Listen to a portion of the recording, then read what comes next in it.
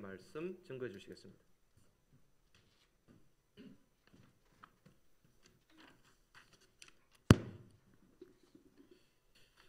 이 시간을 통하여 교회와 성도님들을 다시 배울 수 있는 기회를 허락하신 하나님께 감사를 올려드립니다.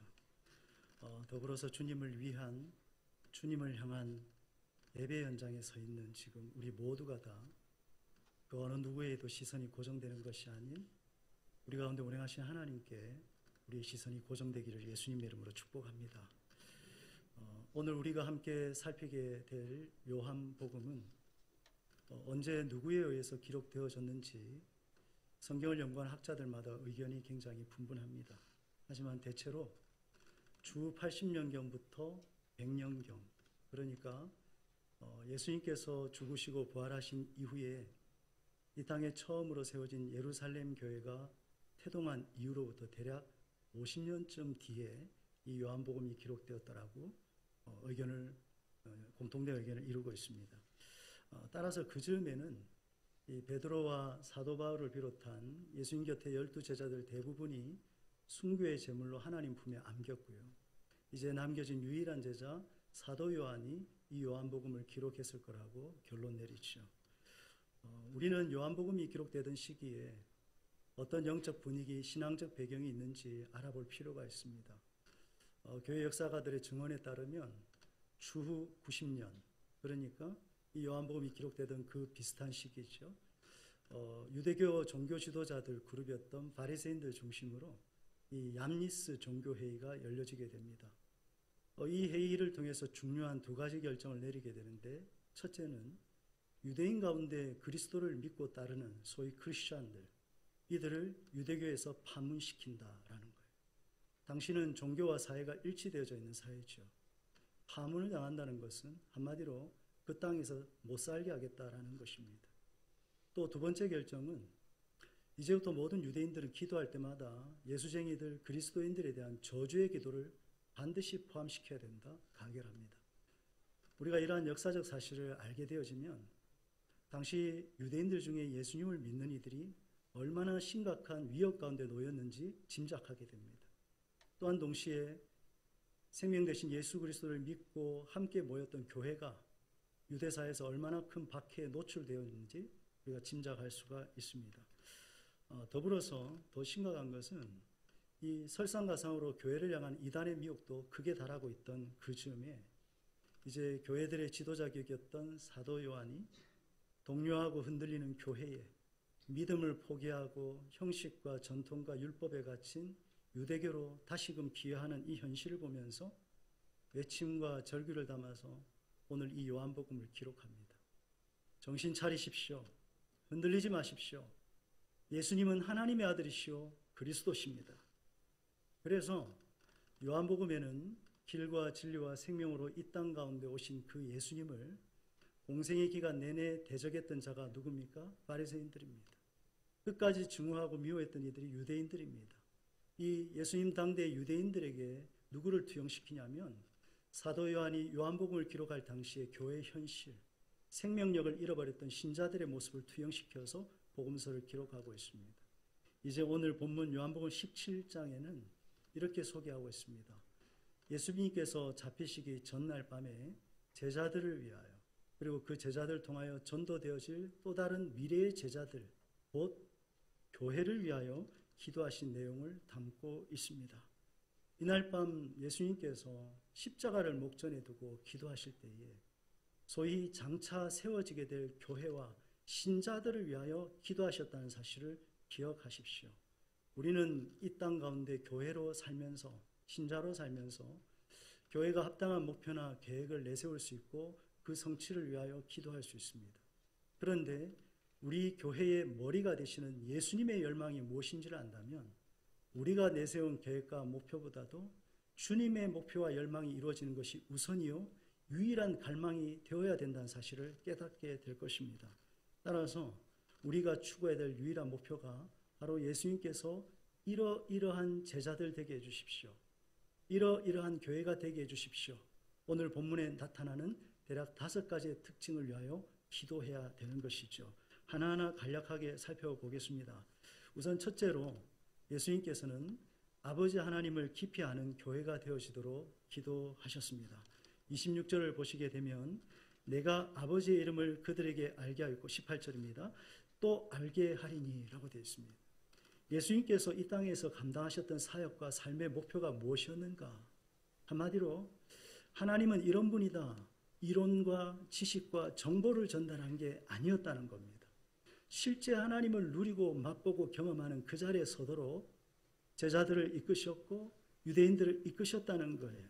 이제 곧 십자가에 못 박혀 죽이심을 당하게 될 텐데 그 십자가의 최종적 목표가 뭐냐? 하나님이 어떤 분인지 알리고 그로 인하여 하나님을 맛보게 하고 누리게 하는 것, 하나님을 아는 참된 지식의 자리로 이끄는 것이라는 것입니다. 이것이 예수님의 열망이셨습니다. 앞으로 세워질 교회가 이것이 우선적 관심과 열망이 되도록 우리 주님께서 기도하고 계십니다. 그렇기 때문에 오늘 이 자리에 함께한 저와 여러분 모두의 우선적 관심은 주님을 찾고 구함으로 주님이 어떤 분인지 날마다 새롭게 아는 것이 우리의 열망이 되어야 될 줄로 믿습니다. 왜냐하면 하나님께서는 반드시 자기를 찾는 자들에게 상 주시는 이이실 뿐만 아니라 하나님이 어떠한 분인지 나타내시겠다고 약속하셨기 때문이죠. 두 번째로 우리 예수님께서는 아버지 하나님을 뜨겁게 사랑하는 교회가 되어지기를 기도하고 계십니다. 26절을 제가 하반절을 읽겠습니다. 나를 사랑하신 사랑이 그들 안에 있고 나도 그들 안에 있게 하려 함이니이다 라고 했습니다. 하나님께서 예수님을 사랑하셨습니다. 예수님께서 공생애를 출발하실 때 세례를 받고 난 이후로 하늘에서 갑자기 음성이 들렸습니다. 이는 내 사랑하는 아들이요 내 기뻐하는 자니라. 온전히 사랑받으셨던 주님은 또한 온전히 아버지 하나님을 사랑하셨습니다. 바로 그 사랑이 교회들 가운데 머물게 되기를 기도하시면서 동시에 예수님이 교회 안에 머물게 되기를 기도하고 계십니다. 무엇입니까? 교회도 또한 아버지 하나님을 사랑하는 자리에 서게 되기를 간구하고 계시는 거죠. 우리가 하나님을 사랑하려면 하나님을 알아야만 사랑할 수 있습니다. 하나님을 아는 만큼 사랑할 수 있기 때문에 주님을 깊이 아는 것과 주님을 뜨겁게 사랑하는 것은 동전의 양면과도 같은 불가분의 관계이죠. 우리가 하나님을 깊이 사랑하고 싶은 열망이 있다면 주님을 깊이 알고자 하는 갈망이 부어지게 될 것이고 그러한 교회와 성도님들에게 상황과 환경이 곤고할지라도 주로 인한 위로와 소망이 넘치게 될 줄로 축복합니다. 주님께서는 세 번째로 계속적으로 저들을 거룩하게 하시옵소서, 진리로 거룩하게 하시옵소서, 거룩을 위하여 기도하고 계시죠. 교회가 거룩해지기를 열망하고 계십니다. 사실은 우리는 거룩하지 않습니다. 저나 우리 모두가 품행과 외모를 단정히 하여 무언가 경건하게 보이려고 속일 수는 있지만 실상은 우리는 거룩할 수 있는 어떤 능력이나 자원이 없음을 주님 앞에서 압니다. 실로 거룩하신 분은 주님밖에 안 계시죠. 그럼에도 불구하고 우리가 주님을 진실로 알게 되기를 열망하고 온 마음으로 사랑하는 그 자리에 서게 되면 하나님께서 우리를 다스리시고 빚으심으로 우리에게 거룩의 옷을 입히십니다. 바로 그 은혜와 힘으로 우리는 세상과 다르게 살 수 있는 능력을 부여받게 되는 것이죠. 주님이 지금 거룩을 위하여 기도하는 바로 그 교회는 세상과 다르게 사는 교회, 주님께서 운행하셔서 거룩의 옷을 입혀주시는 바로 그 교회를 위하여 기도하고 계십니다. 네 번째로 우리 요한복음 17장 전체에 주님께서 간구하시는 열망, 가장 두드러지게 반복되게 말씀하시는 기도의 제목은 바로 교회가, 제자들이 하나님 안에서 하나 되어지기를 기도하고 계십니다. 여러분, 하나의 의미는 제가 이 단에서 달리 설명드리지 않아도 다 아실 것입니다. 하나님을 알고 사랑하기 때문에, 주의 거룩을 덧입혔기 때문에 우리가 주님 안에서 같은 생각, 같은 마음, 같은 뜻을 품는 게 하나입니다. 여러분, 하나 되고 계십니까? 하나 되고 계시냐고요? 저 성도님이 자신의 소견에 옳은 것으로 얘기할 때 나는 반발심이 타올라서 대적하고 싸우고자 한다면 하나가 아닙니다. 주님이 얼마나 하나를 열망하시냐면 얼마나 반복하여 십자가를 목전에 두고 계속하여 반복하여 기도하시겠습니까? 주님의 열망이 이루어지는 교회의 특징은 하나입니다. 우리가 이것만 봐도 실상은 주님께서 열망하는 교회의 현실로부터, 주님께서 세우기 원하신 신자의 모습으로부터 얼마나 멀리 떨어져 있는지 우리가 알고 주님이 아십니다.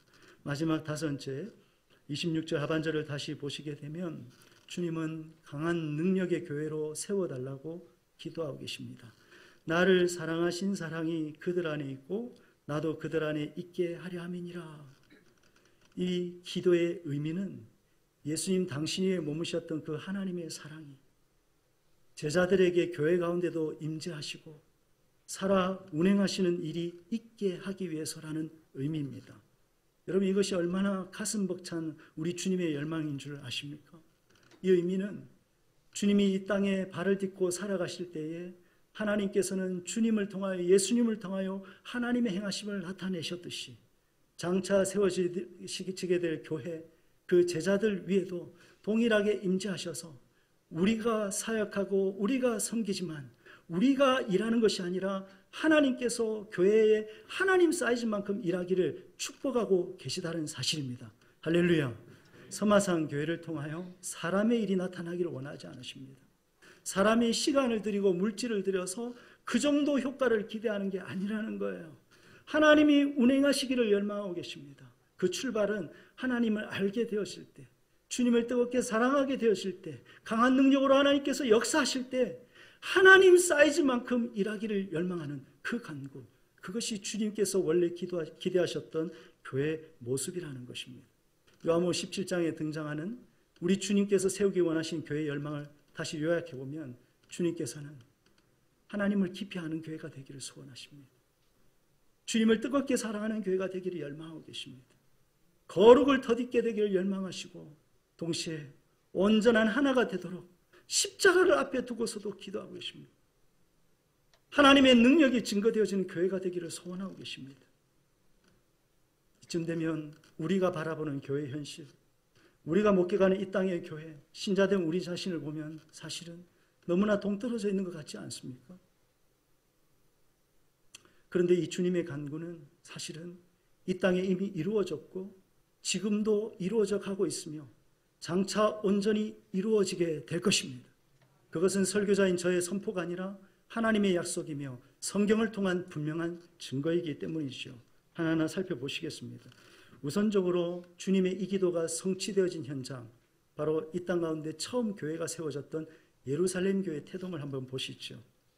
이 땅의 교회가 처음 출발했던 때는 유대인들이 가장 큰 명절로 지키는 유월절, 무교절, 초실절, 오순절로 이어지는 대략 50일간의 기간입니다. 이 당시 예루살렘은 우리가 잘 아는 제주도 땅덩어리의 8분의 1 정도 크기밖에 되지 않는 조그만 도시죠. 그런데 평소에는 약 6만 명의 유대인이 거주하고 있지만 이 유대인의 명절이 되면 대략 20에서 40만 명의 전 세계 유대인들이 모여들었다고 합니다. 북적북적된 거죠.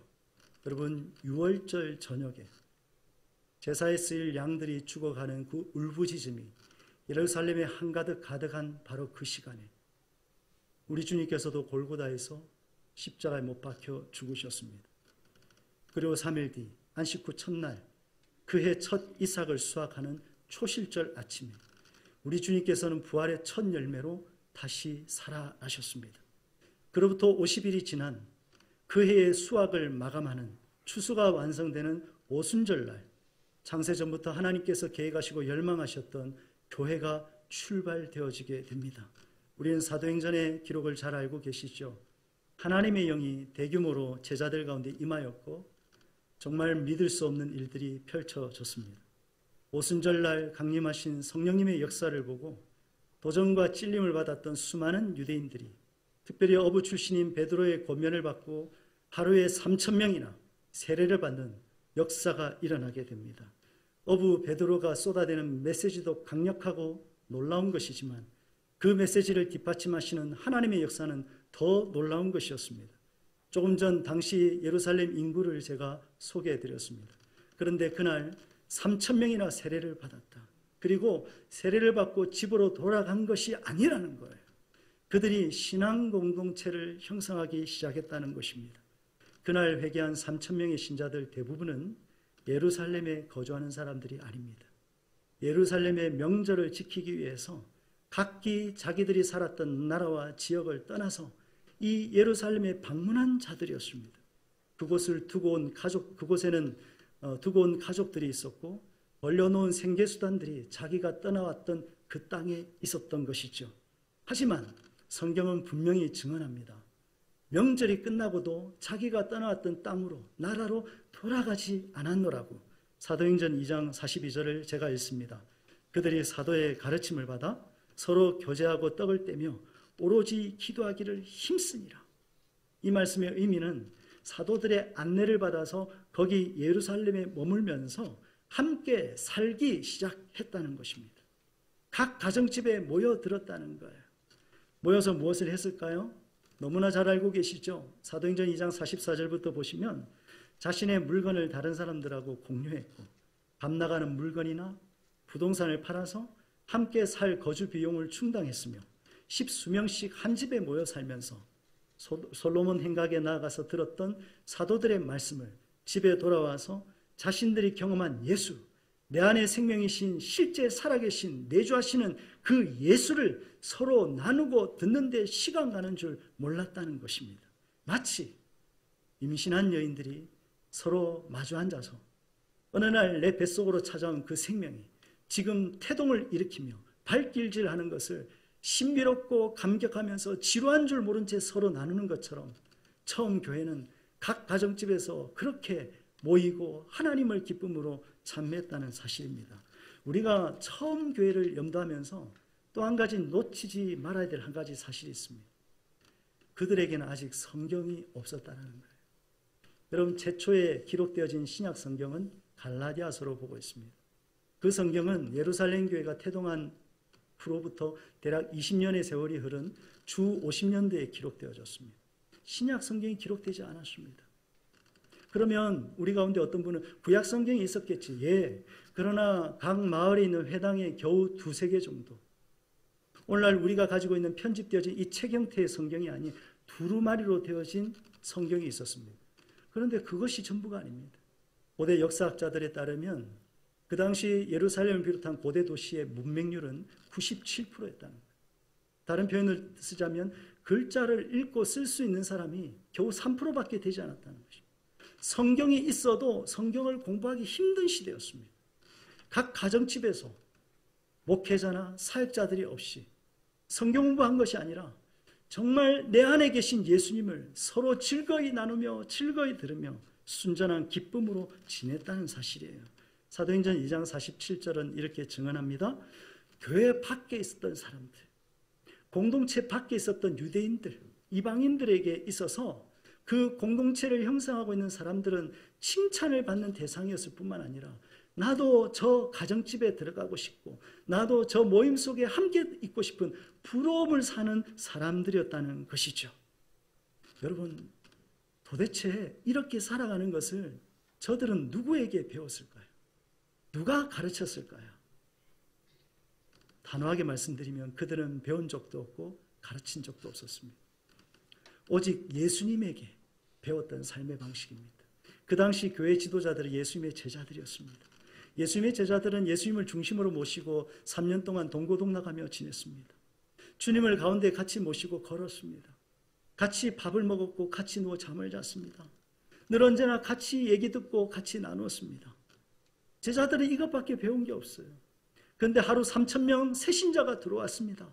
제자들이 저렇게 사니까 저절로 그렇게 살아간 것입니다. 이 방식이 익숙해진 것입니다. 이 처음 교회의 특징에 대하여 수많은 교회를 연구한 학자들의 견해를 종합해서 어떤 특징이 있느냐? 생명이 있었습니다. 조금 전 주님께서 그토록 열망하셨던 5가지 특징이 그대로 나타났습니다. 그것을 제 언어로 소화를 해서 순수하고 신비롭고 고결한 공동체였습니다. 순수라고 했습니다. 사람들은 모이면서 대가를 바라거나 사람들의 인정과 지지, 박수를 필요로 하지 않았습니다. 순수했어요. 신비로웠습니다. 왜냐하면 누구도 그 삶을 쉽게 흉내낼 수 없었습니다. 고결했습니다. 최초로 세워진 그 교회 내에서는 서로 간의 우월감이나 열등의식이 없었습니다. 왜 당신 그렇게 살지 않아 정죄하지 않았어요? 왜 저 사람 그렇게 안 살지 판단하지 않았습니다. 순수하고 신비롭고 고결한 교회, 생명이 있는 교회, 주님을 알고 사랑하며 주님 안에서 거룩하고 강한 능력을 가졌으며 하나 되어진 교회, 그게 주님께서 기도하셨던 교회고 처음 교회였습니다. 오늘 우리가 이 교회를 닮아갈 수 있을까요? 여러분, 그때가 주 30년경이라고 있습니다. 적지 않은 핍박과 고난, 박해가 있어서 내부적인 혼란이 있었지만 예루살렘 교회는 이 땅으로부터 얻지 않은 하늘에서 얻은 기쁨으로 무럭무럭 자랐습니다. 그래서 예루살렘 교회는 적게는 5,000명, 많게는 대략 2만 명으로 추산되는 거대한 신앙 공동체가 되었습니다. 더 이상 손을 놓고 지켜볼 수 없었던 유대교 지도자들은 핍박과 박해를 가하기 시작했고 결국 스데반 집사의 영광스러운 순교를 우리가 목격하게 됩니다.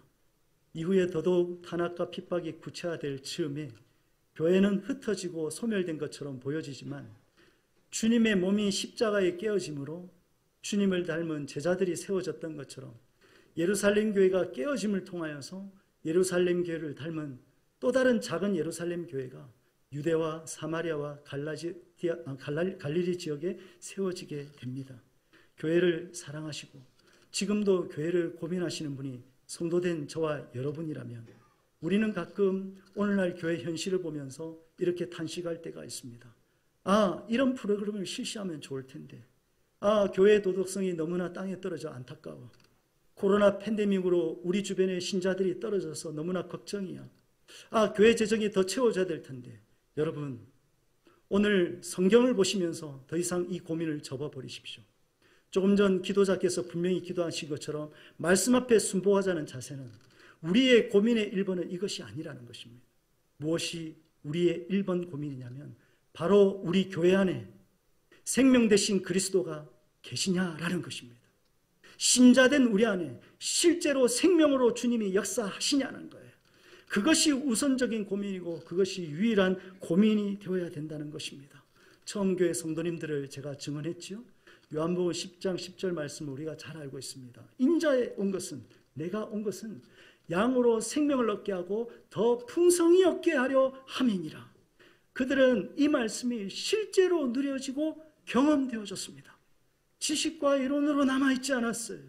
말씀 암송으로 그치지 않았어요. 실제였다는 것입니다. 조금 전 소개해드린 것처럼 마치 임신한 여인이 새 생명을 잉태한 것처럼 누리고 경험했다는 것입니다. 혹 우리 가운데 어떤 분은 하나님은 온 땅 가운데 충만한 분이시고 그분의 백성들 가운데, 그분의 언약의 자녀들 가운데 언제나 함께 하시는 하나님이신데 우리가 무슨 하나님이 부족하냐고 반문할 수 있겠습니다. 무슨 생명이 부족하냐고 얘기할 수 있겠습니다. 그런데요, 예를 들어보면 우리가 높은 산에 올라가 보면 산소가 희박합니다.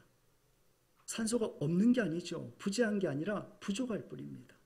깊은 바다 심해에 가보게 되면 산소가 없는 게 아닙니다. 부재한 게 아니라 부족할 뿐입니다. 마찬가지로 우리 신앙의 역사 가운데 믿음의 선진들마다, 믿음의 선배들마다 좀 더 높은 수준으로 주님을 갈망하고 만나 뵙게 되기를 소망했던 모든 이들은 자신 안에 부족함과 결핍함을 느꼈습니다. 더 깊이 주님을 경험하기 원하는 이들마다 공통적인 고백은 뭐냐면 내 안에 부족되어지고 결핍되어진 생명을 보는 자들이었습니다. 여러분, 결핍에 대한 사전적 의미가 뭐냐면 당연히 있어야 될 것이 빠진 것, 이것이 바로 결핍입니다. 성경을 보게 되면 출애굽기 32장에 언약 백성들이 하나님을 경외하지 않고 금송아지 앞에 엎드려 절하다가 하나님의 징계와 심판을 받습니다. 그 이후에 출애굽기 33장에 보게 되면 하나님께서 말씀하시죠. 너희들에게 내가 약속의 땅 가나안으로 드리겠다. 나의 사자를 앞서 보내어서 이 가나안 모든 적들을 쫓아보내겠다. 그러니 너희들은 가나안으로 가라. 그런데 나는 가지 않겠다. 생명이신 하나님께서 그토록 이스라엘 백성들이 400년 전부터 언약으로 붙잡았던 그 축복 자체인 가나안을 허락받습니다. 우리로 따지면 내게 그토록 이루어지기 원했던 그 어떠한 것들, 교회가 성취하기 원했던 그 어떤 것들이 이루어지고 하나님께서 허락하신다 할지라도 하나님이 함께 가지 않겠다라는 거예요. 무슨 말이에요? 생명이신 하나님께서 우리와 함께 거하지 않을 수도 있다라는 사실이죠. 당연히 계셔야 될 하나님이 축복은 허락하시지만 약속의 성취는 부으시지만 생명으로 동행하지 않는다고 할 때에 그 두렵고 그 살떨리는 하나님의 선언 앞에서 반응하는 모세 한 사람 보십시오. 400만 명 가까운 유대인들이 있지만 그 하나님의 말씀이 얼마나 절박하고 얼마나 피 끓는 절규 가운데 메어 달려야 될 기도 제목인지를 아는 자는 모세 한 사람이었습니다. 한 번 더 우리 성도님들께 여쭙습니다. 우리에게 지금 부족한 것이 무엇입니까? 예수 그리스도 생명이신 그분이 우리에게 부족한 것입니다. 저는 분명히 그렇게 말씀드릴 수 있습니다. 생명이신 그 주님을 실제로 누림으로 우리 안에 기거하는 그 생명, 풍성한 생명이 부족한 것입니다. 지금부터 5년 전에 하나님께서는 저희 가정 가운데 예기치 않게 생명을 허락하셨어요. 저희가 자녀가 2명인데 새 생명을 주셨어요. 얼마나 놀랐는지. 그러나 시간이 지나서 산부인과 의사의 진단을 보고 기뻤습니다. 이 소식을 집에 있는 2 자녀에게 알려야 되는데 이벤트를 준비했습니다. 우리 엄마 아빠가 너무 아파서 지금 집에 갈 테니까 다 가족회의 준비해라. 아이들이 긴장하면서 식탁 앞에 모였습니다. 저는 몰래 스마트폰으로 그 장면을 동영상으로 찍었죠. 지금부터 얘기하는 거 잘 들어야 된다. 엄마 그동안 몸이 안 좋았는데 사실은 뜸들이니까 2 아이가 막 울적입니다. 빨리 말해달라. 사실은 너희들 동생이 생겼어. 그러니까 우리 첫째 아이가 천장이 울리도록 소리를 지릅니다. 와! 동생 때문에 그렇게 고생해놓고 새 동생은 다를 거라 기대한 것 같습니다. 그런데 둘째 동생은 기뻐하지 않더라고요. 왜냐하면 자기한테 쏟아진 사랑이 이제 막내한테 갈 걸 이미 예견하고 우물쭈물합니다. 다독였습니다. 그러면서 저희 가정을 함께 찬양했습니다. 그러면서 우리에게 기쁨을 주신 그 아이의 태명을 조이, 기쁨으로 지었습니다. 슬프게도 5주 뒤에 몸이 안 좋아서 산부인과에 함께 가게 된 아내의 뱃속에 그만 아이가 유산되어졌다고 의사에게 듣게 되어졌습니다. 너무나 슬펐고 두 부부에게 어둠이 찾아왔습니다. 아내가 수술대에 누워있는 그 시간에 저는 자녀들에게 문자를 보내었습니다. 얘들아, 조이가 하나님 품에 안겼다. 지금은 너무 슬프지만 수술대에 있는 엄마를 위해서 먼저 기도하자. 엄마를 하나님의 손에 올려드리고 보호를 위하여 기도하자. 수술을 마치고 집으로 돌아온 저희 가정은 몇 날 며칠 동안 참 어두운 가운데 있었습니다. 사랑하는 성도 여러분, 우리에게 육신의 생명이 더해질 때 그 기쁨을 잘 알고 있습니다. 육신의 생명이 사라질 때도 그 절망을 우리가 알고 있습니다. 여러분, 생명 되신 예수님이 우리 안에 거하심으로 우리가 주님으로 인한 기쁨과 소망과 위로를 지금 실제로 누리고 계십니까? 아니면 주님이 결핍되어짐으로 인하여서 내 마음 가운데 원인과 이유와 출처를 잘 모르는 미움과 증오와 복수심 때문에 내가 뻐덕뻐덕 이를 갈고 있다면 도대체 이것이 생명 되신 주님으로 인한 것인가? 아니면 죽었던 나의 옛자, 내 옛본성에서 비롯된 것인가? 우리가 두렵고 떨면서 하나님 앞에 애원하고 내 자신의 상태를 보게 하여 하나님 함께 간구하고 계십니까? 사랑하는 여러분, 지금 요한은 주님과의 관계, 주님 안에서의 생명을 소유했던 바로 그 교회를 처음 출발부터 함께했고 그 교회 가운데 함께 자라며 성장했던 자가 바로 사도 요한이었습니다. 그 교회가 깊이 가지고 있었던 예수님께서 열망하셨던 바로 그 5가지의 모습, 주님을 알고 사랑하며 거룩하며 하나 되어지며 능력 있는 교회를 직접 누렸고 교회의 지체로 살았더랬습니다. 그런데요, 세월이 흐르고 그 교회에 핍박이 다가왔어요. 이제 그리스도인들은 둘 중에 하나를 택해야 됩니다. 생명의 길을 택할 것인가, 사망의 길을 택할 것인가. 쉬운 길을 택할 것인가, 어려운 길을 택할 것인가. 유대교의 핍박에 못 이겨서 다시금 형식과 전통과 생명력이 없는 그 유대교로 돌아갈 것인가, 아니면 예수를 믿음으로 죽음을 택할 것인가. 예수님을 위해 고난받는 자들이 드물었습니다. 이유가 뭔지 아십니까? 그들에게 입술로는 예수를 말했을지 모르지만 생명이 없었기 때문입니다. 예수 그리스도의 십자가 복음을 안다고 했지만 사실은 잘 몰랐고, 또 그 당시 교회들마다 생명력이 아닌 형식뿐인 종교로 전락했기 때문에 그 교회 안에 하나님의 생명이 나타날 수 없었기 때문입니다. 그래서 마치 교회들은, 신자들은 죽어있는 상태와 같았죠. 그래서 사도 요한은 이 요한복음을 기록하면서 이런 의도로, 이런 목적으로 기록했노라고 요한복음 20장 31절에 정확히 밝히고 있습니다. 제가 읽겠습니다. 오직 이것을 기록함은 너희로 예수께서 하나님의 아들 그리스도이심을 믿게 하려 하며 또 너희로 믿고 그 이름을 힘입어 생명을 얻게 하려 함이니라. 이 요한복음을 기록한 목적은 생명의 상실로 결핍으로 인하여 흔들리고 있는 교회와 신자들에게 생명 대신 그 그리스도를 지식으로 정보가 아니라 실제로 누리고 맛봄으로 돌이킬 수 있는 그 절규가 핏걸음이 이 요한복음을 쓰게 한 동기고 목적이라는 것입니다. 여러분, 요한이 이 복음서를 기록하면서 어떤 심정이었을까요? 사도 요한이 공생애 때 주님의 그 기도의 자락을 기억하면서 이 복음서를 기록할 때 어떤 정서였겠습니까? 생명이 없다고. 생명이 빠져서 이렇다고. 여러분, 사도 요한의 붓을 움직이시면서 성령으로 감동하시는 교회의 주인 되신 주님의 마음은 지금 어떠하시겠습니까? 지금 다른 게 아니고 생명이 결핍된 것인데 모른다는 거예요. 몸된 교회 성도된 여러분, 이 땅에 처음 존재했던 예루살렘 교회는 분명 어떤 특정한 목표를 세우고 온 교회가 진력하여서 그 목표를 이루고 달성함으로 사회로부터, 사람들로부터 칭송과 찬사를 받은 게 아니었어요. 가령 예를 들어서 자신의 물건을 다른 사람들과 공유하는 것을 목표로 내세우지 않았습니다. 값나간 물건, 부동산 팔아서 서로가 생활할 수 있는 비용 충당하자고 40일 캠페인하지 않았습니다. 십수 명씩 또는 수십 명씩 한 집에 모여 살자고 우리가 이렇게 살아야 된다고 특정한 삶을 목표로 내세우지도 않았습니다.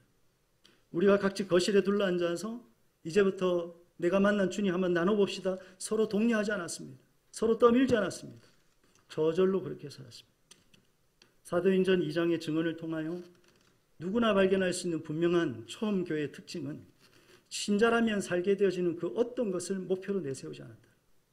다만 오히려 처음 태동한 교회 신자들은 이미 십자가에 못 박아 죽임을 당하셨고 다시 살아나셔서 승천하셨기 때문에 이제 더 이상 육신으로 볼 수 없는 예수님이시지만 그분의 영이신 성령께서 각자의 심령에 부으시는 그리스도로 인한 충만한 기쁨으로 모여들었고 그리스도를 아는 즐거움으로 서로 음식을 나누었으며 볼 수 없는 그 주이지만 실제로 보고 만지고 듣는 것처럼 누리는 생명으로 그렇게 살아왔다는 거예요.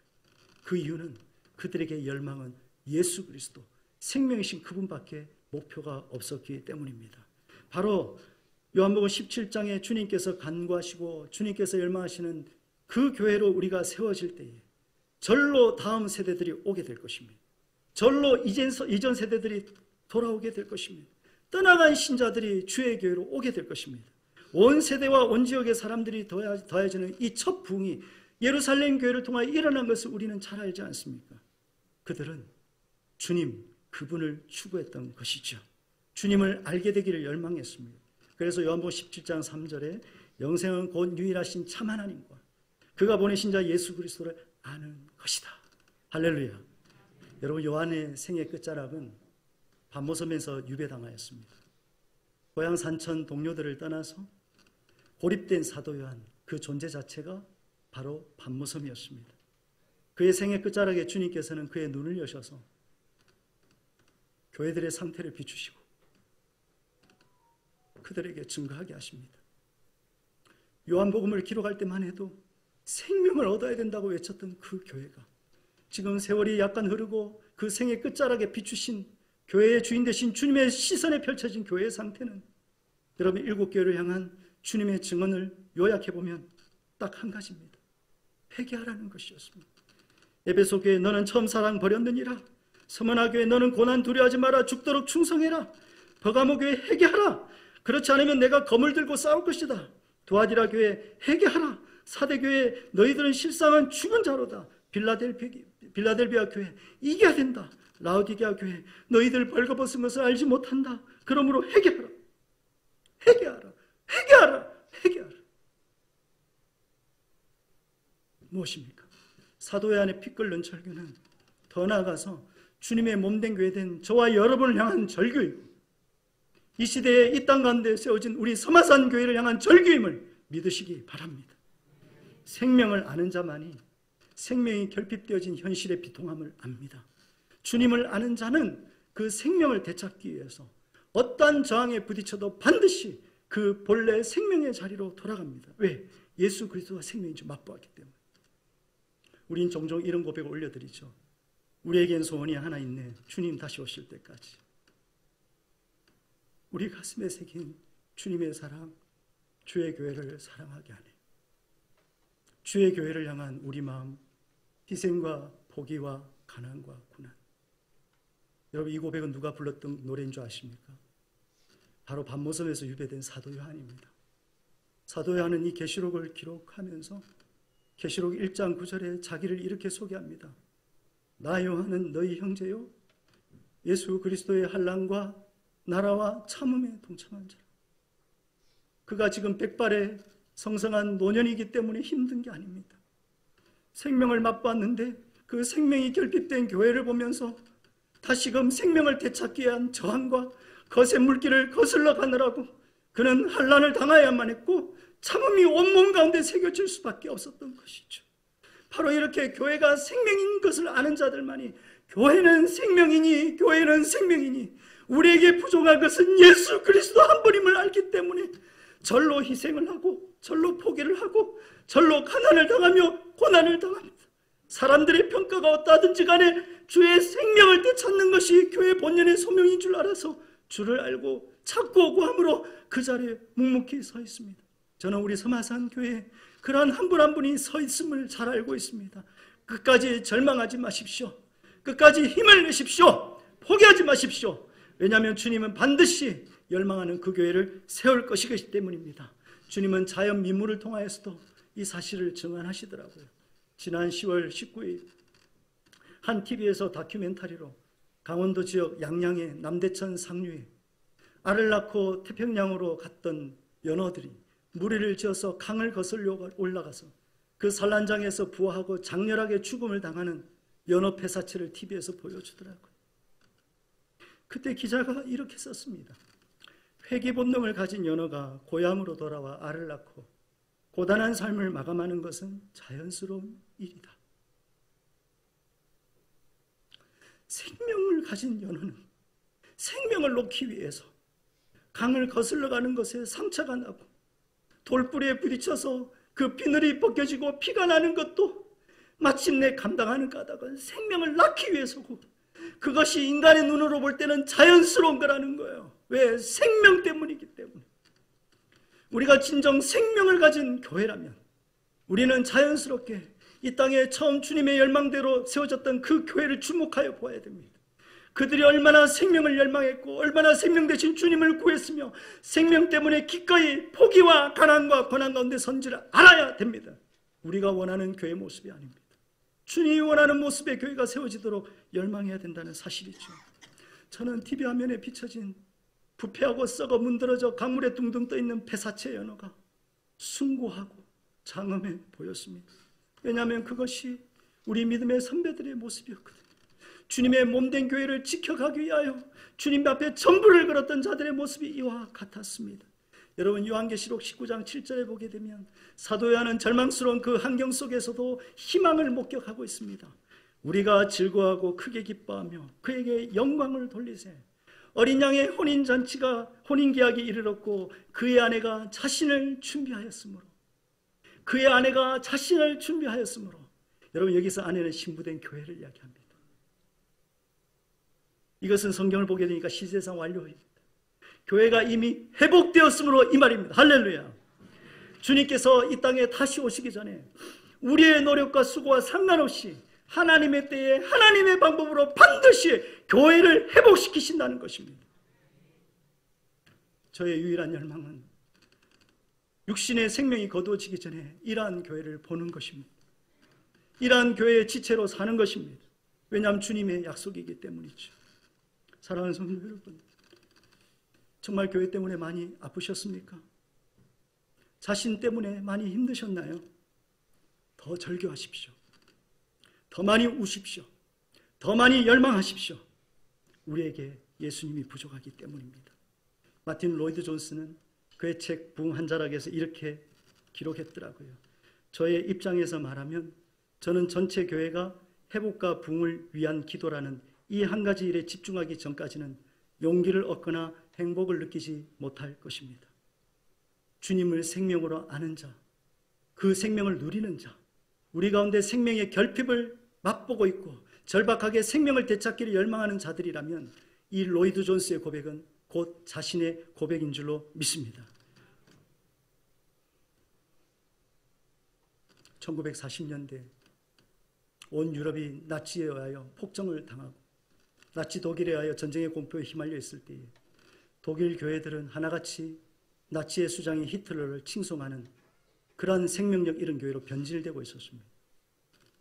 그런데 그들 가운데 20대 때 미국에서 신학박사 학위를 받고 장래가 창창한 보네프란 목사님이 독일로 돌아와서 잠자는 교회를 깨우기 위한 외침을 하기 시작합니다. 그는 심지어 히틀러를 암살했다라는 음모론에 가담하게 되어져서 결국 나중에 감옥에 투옥되게 되지요. 저는 오늘 이 설교를 마무리하면서 39살의 생애로 1945년 4월 9일 히틀러에 의해서 처형을 당하는 이 목사님이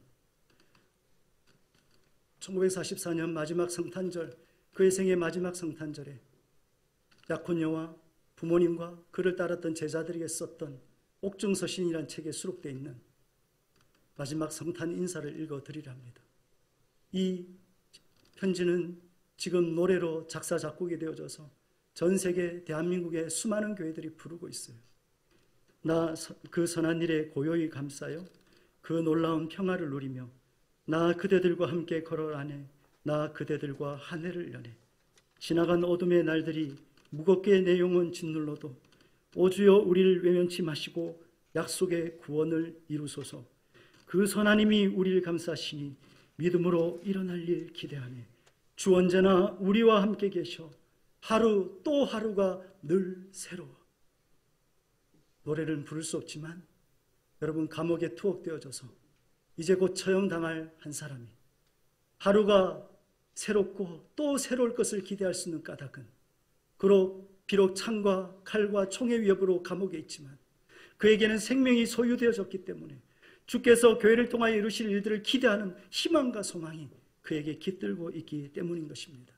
여러분 우리가 진정 신자라면 오늘 주님께서 열망하신 교회 온전한 기도의 모습을 보면서 우리 가운데 상실되어진 생명이 우리 가운데 부족한 생명 우리 가운데 결핍되어진 생명을 알게 되기를 축복합니다. 우리의 결핍을 깨달아서 생명 되신 주님을 더욱 찾고 구하는 그 자리로 당장 돌이키게 되기를 축복합니다.